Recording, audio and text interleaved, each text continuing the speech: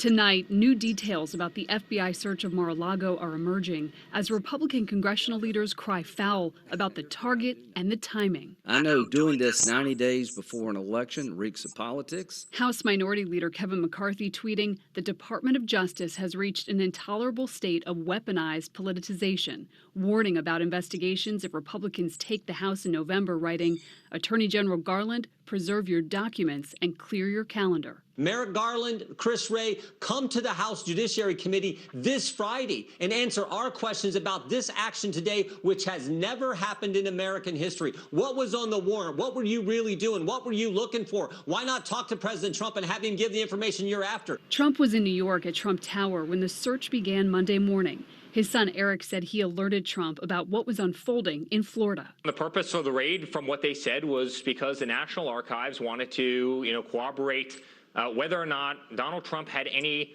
documents in his possession. And my father has worked so collaboratively with them for months. In fact, the lawyer that's been working on this was totally shocked. He goes, I have such an amazing relationship with these people. And all of a sudden, on no notice, they sent, 20 cars and 30 agents. The National Archives asked the Justice Department earlier this year to investigate Trump's handling of White House records after the archives recovered 15 boxes of documents from Mar-a-Lago and discovered some of the presidential records had been torn up or contained classified information. Sources tell CNN Monday's search was focused on Trump's office and personal quarters at Mar-a-Lago, and it included examining where records had been kept to make sure everything had previously been handed over to the archives.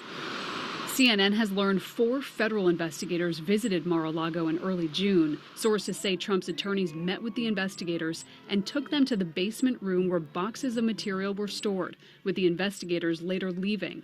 However, a source says some of the documents had top secret markings, and Trump's attorneys later received a letter asking them to further secure the room where the documents were stored. I really don't believe that the department would have taken such a significant step as pursuing a search warrant for the president's residence about information that they already had back. There had to be a suspicion, a concern, and indeed specific information that led them to believe that there were additional materials that were not turned over. Trump releasing a lengthy statement. These are dark times for our nation as my beautiful home Mar-a-Lago in Palm Beach, Florida, is currently under siege, raided, and occupied by a large group of FBI agents. Nothing like this has ever happened to a president of the United States before.